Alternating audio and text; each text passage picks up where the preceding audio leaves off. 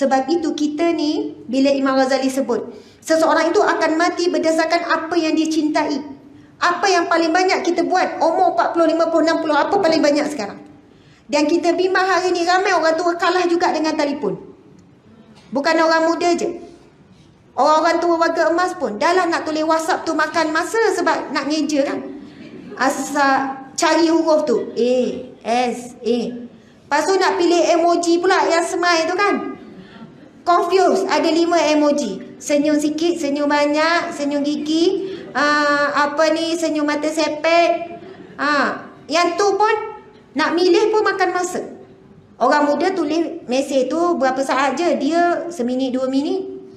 Banyakkan habis, pasal banyak pula grup. Dulu dah kurang dah membeli belah, sekarang makin meriah lah pula. Kejap order tu, kejap order ni. Allahu Akbar. Bukanlah saya sebut benda ni, saya kata benda telefon ni teruk, tak. Telefon banyak manfaat, betul kan? Hubung silaturahim, dengar ceramah, belajar Al-Quran, banyak manfaat. Tapi jangan sampai kurangnya amal, perbuatan amal soleh yang kita buat betul-betul. Ini banyak tengok, banyak lihat, betul kan? Jadi belajar Al-Quran dia sangat bagus. Sebab nak pergi berguru susah, belajar melalui online. Tinggal lagi amalan baca Quran sebanyak-banyaknya. Ibu-ibu baca Quran berapa kali khatam? Sebulan berapa kali khatam? Subhanallah. Jangan tanya saya balik, saya pun malu nak jawab. Tapi subhanallah, ibu-ibu sekalian, depan saya ni ada 50, 60, 70. Wallahu alam. Bagi pandangan mata kasar saya, mungkin waktu ibu-ibu sekalian lebih banyak daripada waktu orang muda yang ada anak kecil. Masa muda dulu, ibu-ibu sekalian, banyak tak masa atas tikar sejadah? Sempat tak nak baca Quran banyak-banyak? Tak kan? Kejap itu, kejap masak, kejap urus baju, kejap ni. Saya ada anak 7 orang. Yang kecil ada 1 tahun. Bila balik rumah, memang tak ada benda lain. Buat urusan rumah tangga.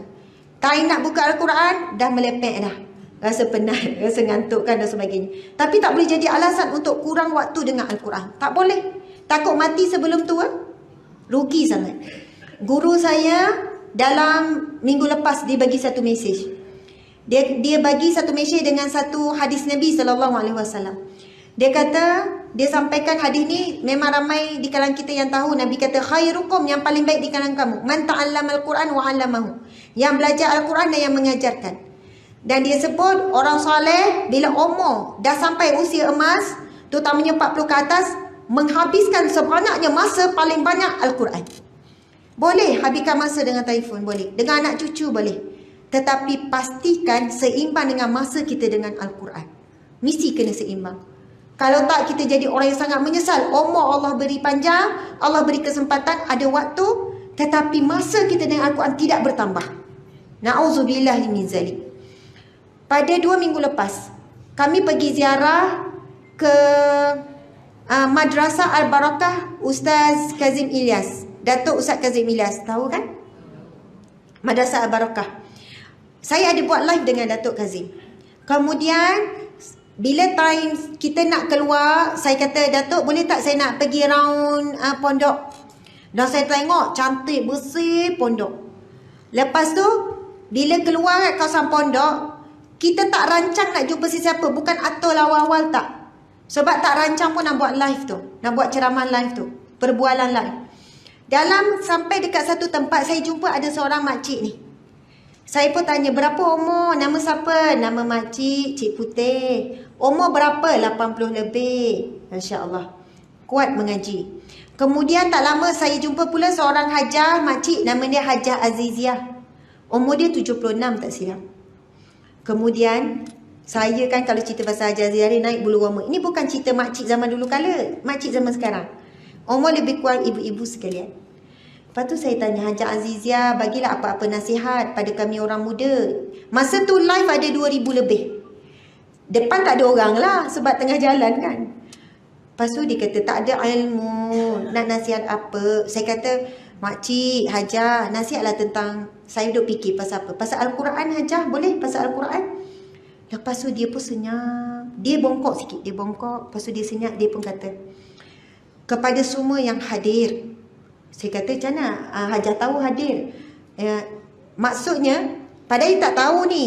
Dia tak biasa dengan live. Memang ada 2,000 lebih masa tu. Dia kata kepada semua yang hadir, bacalah Al-Quran. Suara dia jelas, kuat, lantang. Bacalah Al-Quran. Dia kata, Al-Quran adalah petunjuk. Saya ingat ayat tu. Al-Quran akan menjadi petunjuk kepada jalan yang benar dan jalan yang Allah redha.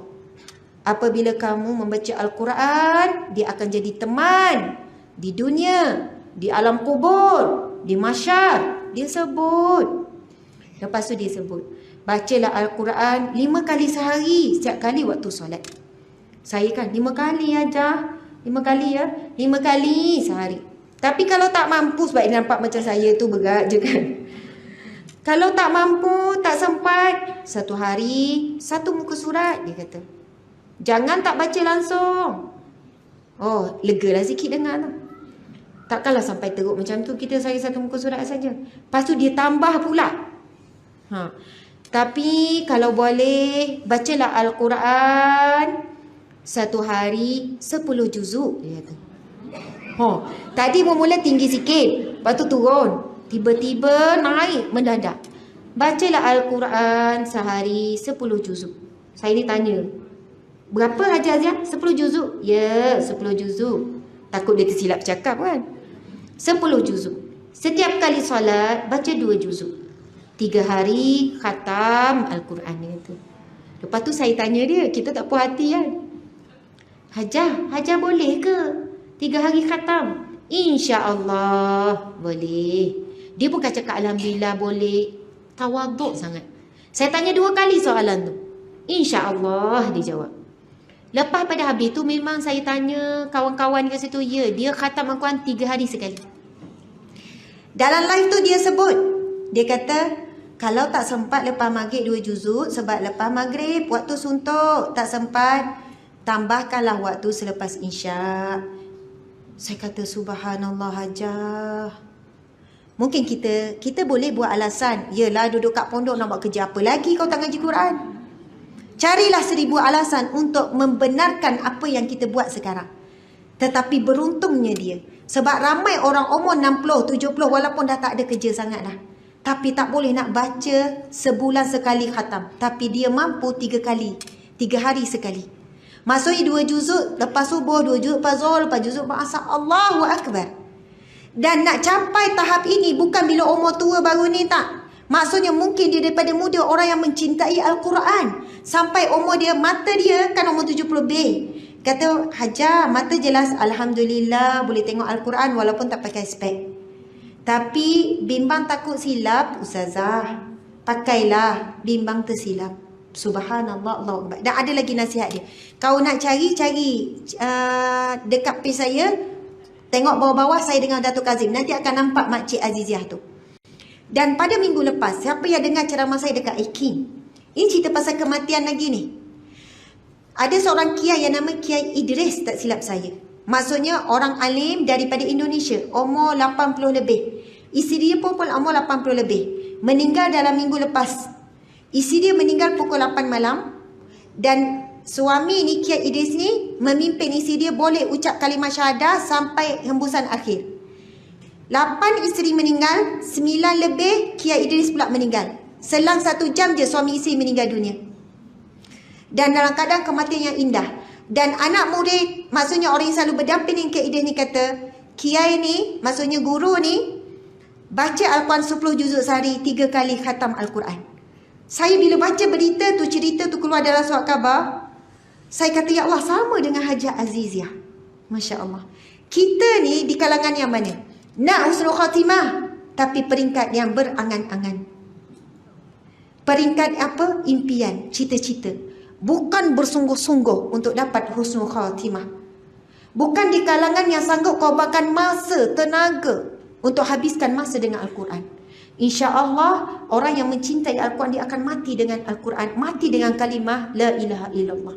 Sebab Al-Quran itu adalah himpunan nama-nama Allah, itu adalah kalamullah. Allahu Akbar. Kalau sekarang umur dah 50, dah 60, dah 70, belum boleh melipat gandakan waktu kita ingat Al-Quran perlu berapa puluh tahun lagi. Mungkin esok kita mati, lusa kita mati. Masa dengar ceramah macam ni rasa semangat lah kan ibu-ibu sekalian.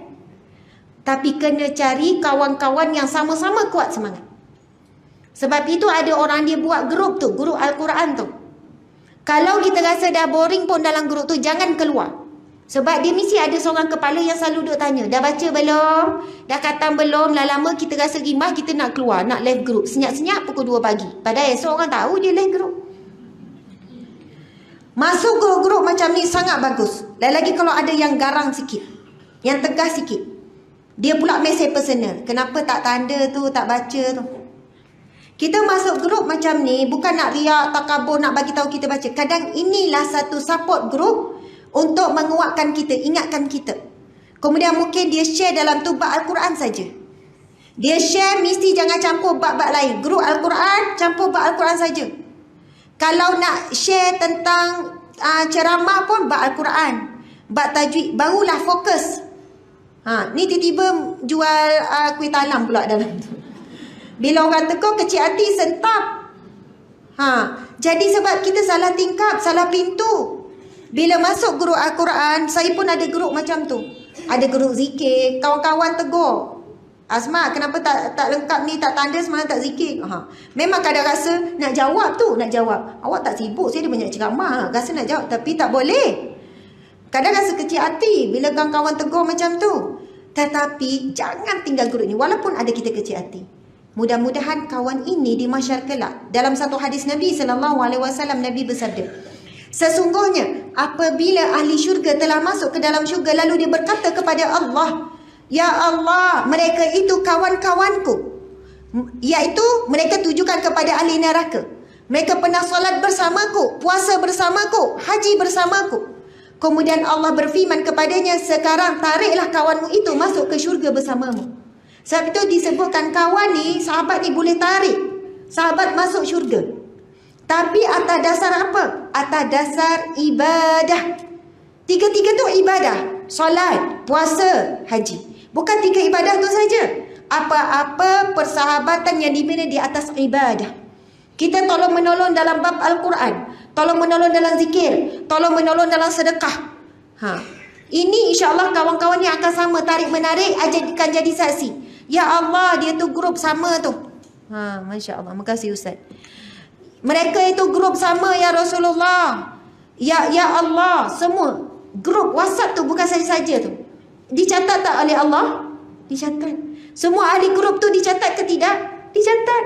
Semua takkan terlepas. Kalau kita berada dalam grup yang lara, tiba-tiba ada grup kecil mengumpat ketua kumpulan tu, yang tak puas hati dengan ketua kumpulan tu. Dia nampak dia sekepala, buatlah grup kecil 3 orang. Aku geram lah dekat dia tu. Macam dia tu bagus sangat. Tiba-tiba buat grup. Grup itu pun dicatat oleh Allah. Sebuah grup dibina atas dasar ghibah, mengumpat. Atas dasar adu domba. Atas dasar menanam kebencian. Kita kalau tak duduk di tempat ketua, kita tak faham macam mana ketua ni nak jaga semua ahli grup. Kadang-kadang ketua yang left group. Betul tak? Banyak dah kecil hati mengajuk apa semua. Allahu Akbar. Umur dah berapa nak sentap-sentap lagi? Dah lama tak? Dah tak lama dah nak mati. Kalau antara saya dengan ibu-ibu, saya rasa ibu-ibu mati dulu. Itu dari sudut umur. Tapi dari sudut yang lain tak tentu. Mungkin saya mati dulu. Wallahu alam. Tapi dari sudut umur, kalaulah ibu-ibu masih lagi nak layan sentap, sedih, ego, perasaan itu, perasaan ini, bersedialah untuk menderita sampai mati. Tapi bila umur dah 50-60, dah melalui banyak ujian Allah, dah dengar banyak ceramah, dah tempuh banyak dah cabaran dalam hidup, sepatutnya dah mula ada hati yang kuat. Kalau kecil-kecil hati tu tolak tepi. Yang penting sekarang nak dapat husnul khatimah, tolak tepi.